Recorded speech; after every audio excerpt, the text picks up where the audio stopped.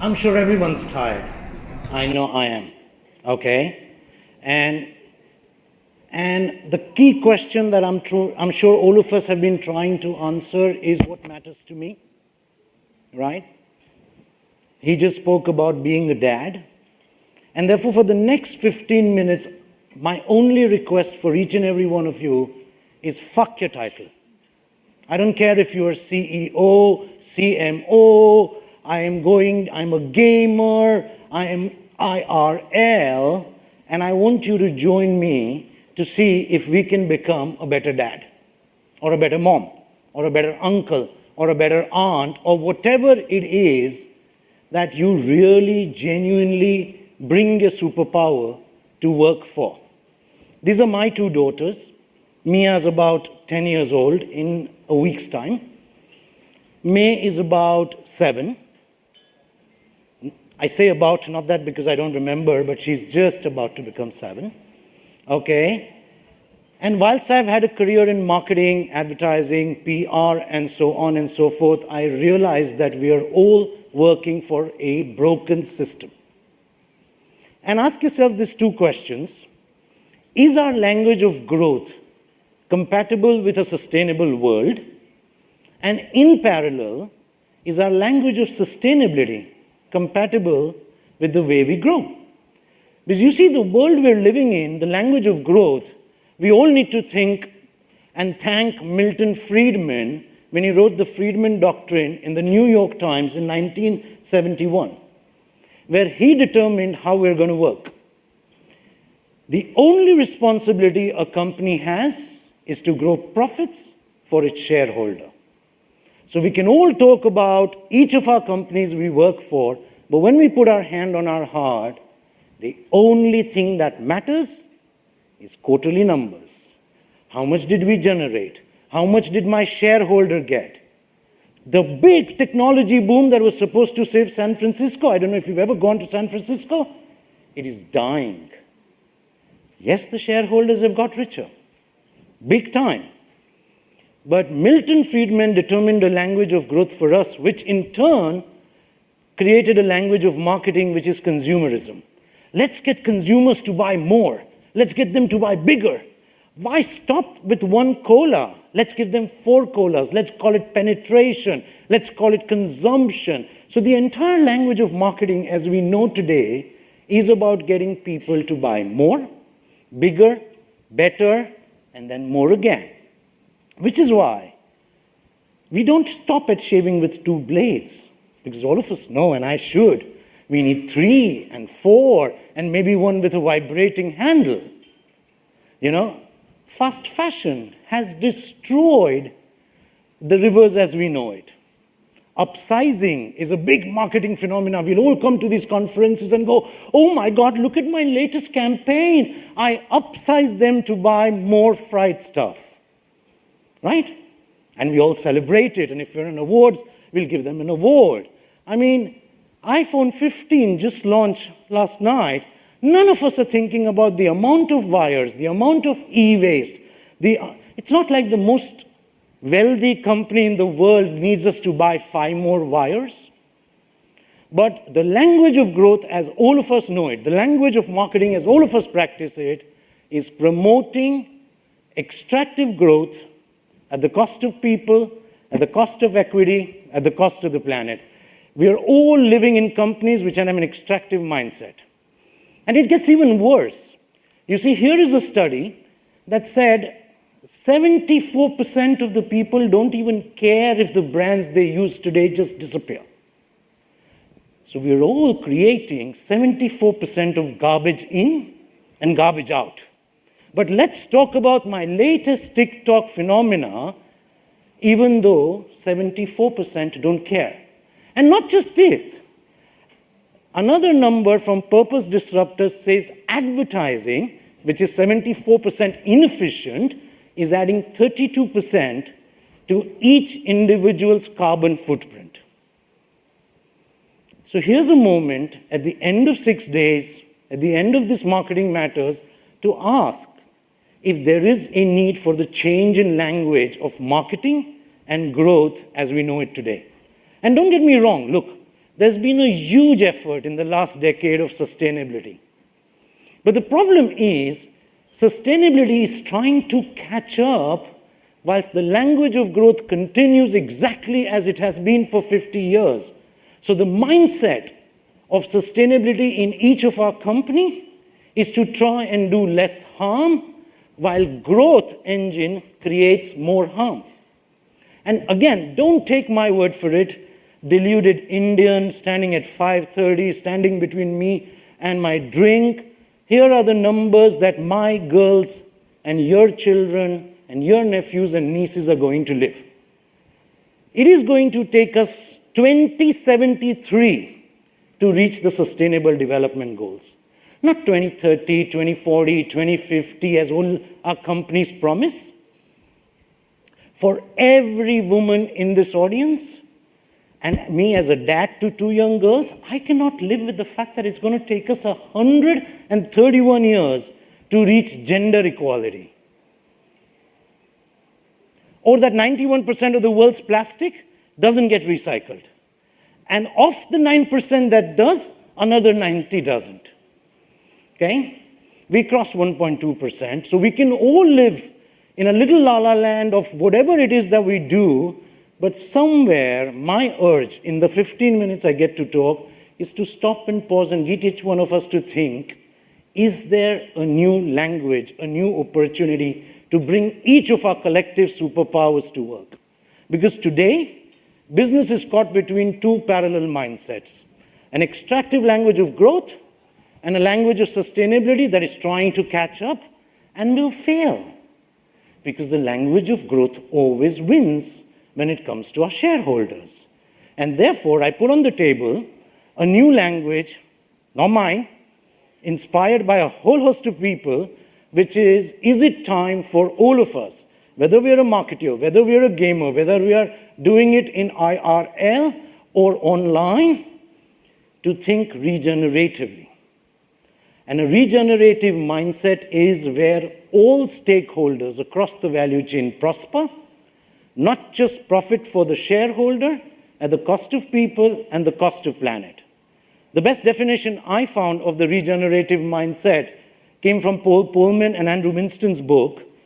It is about challenging the industry to leave and make a positive handprint on the world, not just delude itself in minimizing its footprint.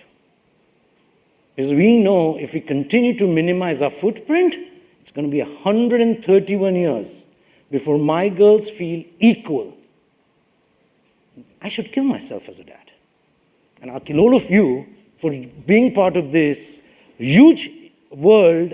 It's like this Jim Carrey movie where everything is make-believe and we're all living a daily life and we're all thinking, I forget the name of the movie, but you remember it's all fake. And is it time to wake up? So here are 3 thoughts I want to leave behind with you. I know it's the end of the day. But a regenerative mindset will change the value we generate and who we generate it for. So no matter what your superpower is, you could be procurement, you could be finance, you could be supply chain, you could be a marketer, you could be a gamer. The question we need to ask is, what value am I generating in the machinery? Because you see, the reality is, people are paying for things all the time.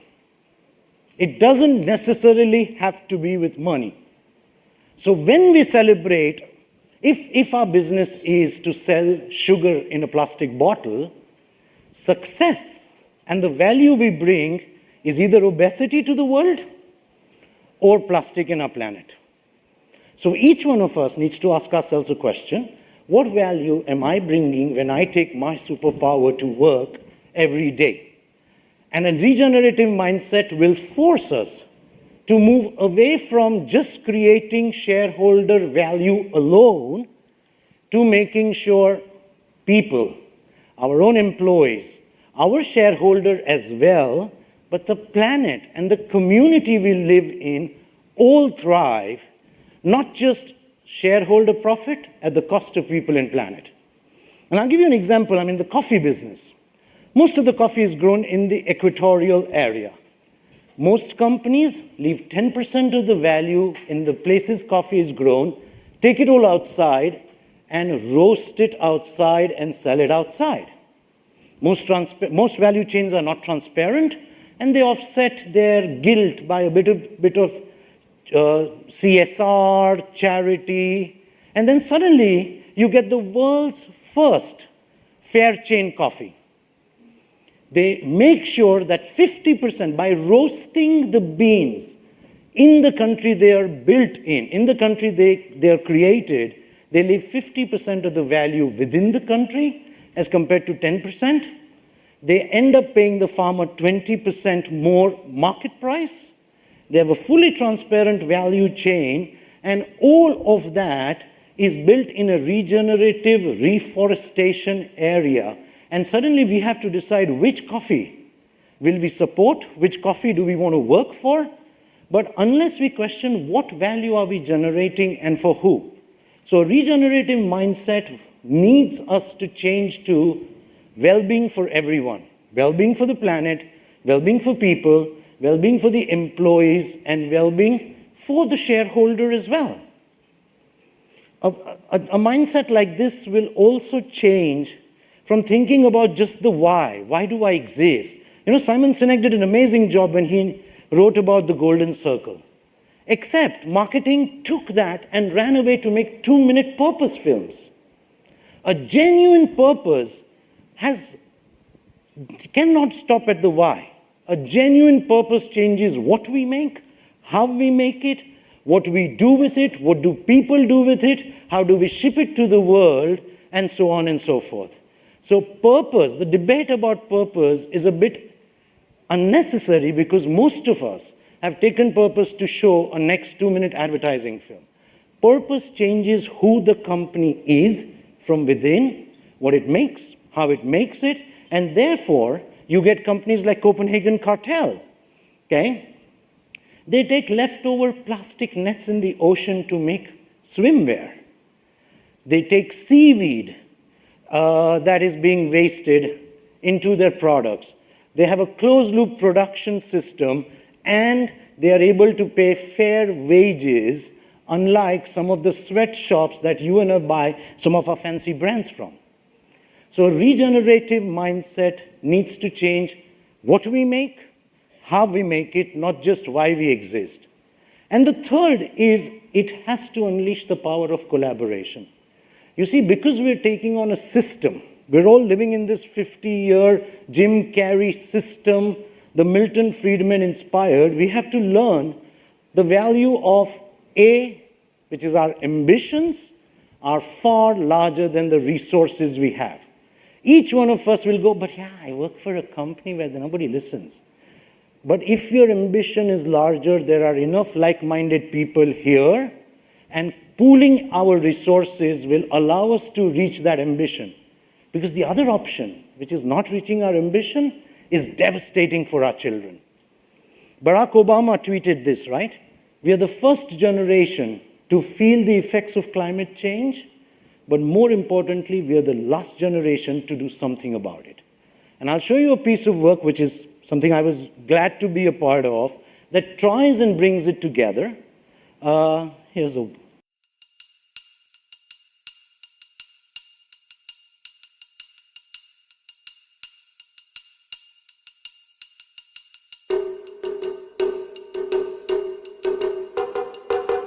Every year, over 2.5 million tons of pineapples are grown in the Philippines. While the fruit is packaged to feed people all over the world, pineapple leaves are left behind. For every ton of pineapples harvested, 3 tons of leaves are wasted, and when left to rot could create methane emissions over 20 times more harmful than CO2. To make a change, Dole, one of the largest producers of pineapples in the world, partnered with Ananasanam to produce Piñatex, a vegan, cruelty-free, and sustainable leather alternative made from the fiber of pineapple leaves that would otherwise go to waste. If we compare Piñatex with leather, Piñatex has a much better environmental credentials. It doesn't use any water, any land, any fertilizers. While other vegan alternatives are plastic-based, and ecologically toxic, Piñatex is a sustainably sourced textile with a closed-loop production. After the rescued pineapple leaves become Piñatex, the residual leaf biomass is converted into natural fertilizer, providing a truly eco-friendly option for the fashion industry. Over 200 brands in more than 80 countries are now using Piñatex to become more sustainable, including Hugo Boss, H&M, and Nike, who use Piñatex to create their Happy Pineapple sneakers. The Dole Ananas Anam partnership through Piñatex is the perfect way for us to breathe second life into our waste. This is the first step in our journey towards circularity, whilst helping farmers turn waste into an income opportunity. Piñatex is part of Dole's ongoing efforts to achieve zero waste from its farms by 2025. By upcycling waste, we are creating change beyond the food industry, giving fashion brands a true green answer to leather. And I don't want you to think this is a one-off CSR video, because in partnership with the Economic Development Board, there is a new company set up to change waste with an ambition to be $1 billion in a few years. You know, waste can be made out of pineapple leaves, banana leaves, perfumes can be made out of it, and so on and so forth. So, in effect, a regenerative mindset has to ensure the needs of us, the current generation, without taking away from the future generation. So as you go back home today, just give it a thought about what value are you genuinely bringing to the world. I do that all the day in the hope that I can be a better dad. And if you want to talk more, meet me at the drink that both of us are craving. Yeah? Thank you very much. I'll invite Stefan on stage, the CEO of WFA. What a star, what a star. I love that energy. At the end of the day, you need a Rupen Desai to wake you up. Rupen, I think it's fair to say that the vast majority of people sitting here are either in the extractive mindset or in the minimize harm mindset. And they're probably not working neither for Patagonia nor for Copenhagen Cartel.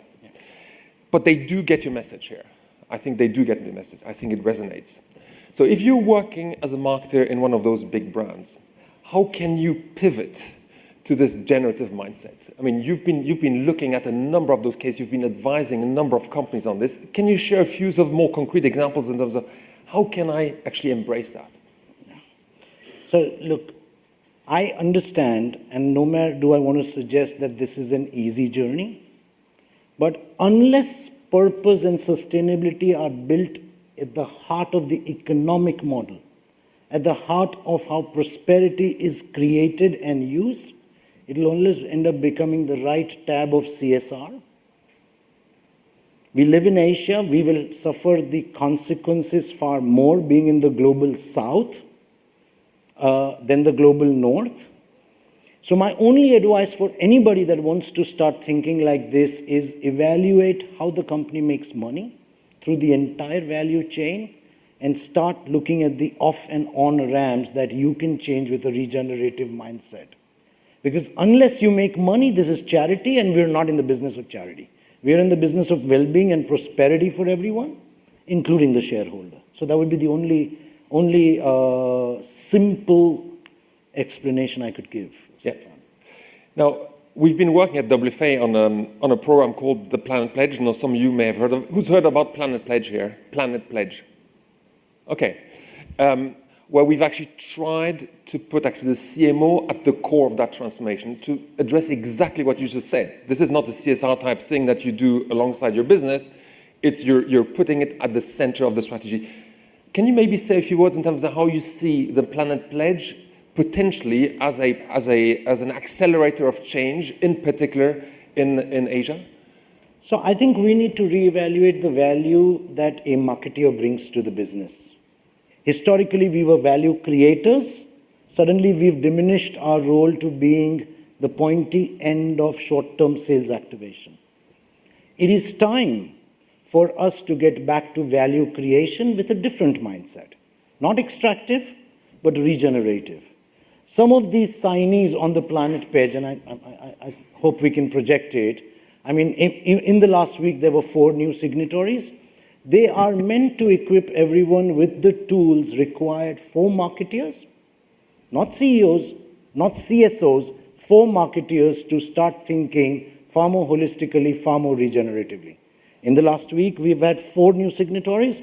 Archelic has signed on, HP has signed on, Bell has signed on. And if there is anyone in the audience who just wants new tools, who wants to look at different case studies, who wants to look at examples, who wants to look at, hey, I work for one of the hottest companies, but my job is to sell sugar in a plastic bottle, talk to us, right? There is a large growing community of people that don't want to spend their superpower selling either obesity or leaving behind plastic. The Planet Pledge is a great tool. Robert is right here as the owner at WFA. Robert, please raise your hand so that anybody that wants him to buy you a drink later, he always agrees to do so. Rupen, I'm aware that we're short on time, but one last question. As we try and transform the way we look at this challenge of sustainability, as we try and reinvent the way we look at marketing to make it regenerative, one of the keys is going to be able to connect with outside stakeholders, which are not part of our usual world, which are not part of our comfort zone. Can you maybe give a few examples of how you think that has sometimes helped marketers just think differently about their business model and see opportunities that they didn't see before? So we were always bringing the outside world to a company, the voice of the consumer, the voice of the customer.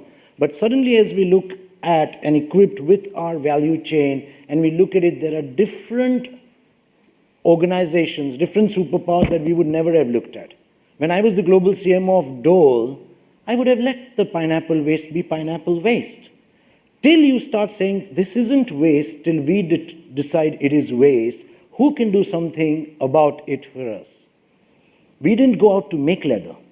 We found a company, an enabled partner. There was a startup called Ananas Anam, and suddenly there were 200 brands. So suddenly opening a mind to the not so usual suspects, knowing your off-ramps where you are going into do less harm or extractive, and being open to, I have no clue what I'm going to get from a vegan leather company. I sell fruits for a living, might be hugely more helpful than we would give it credit for. Ladies and gentlemen, Rupen Desai. Thank you very much. Thank you.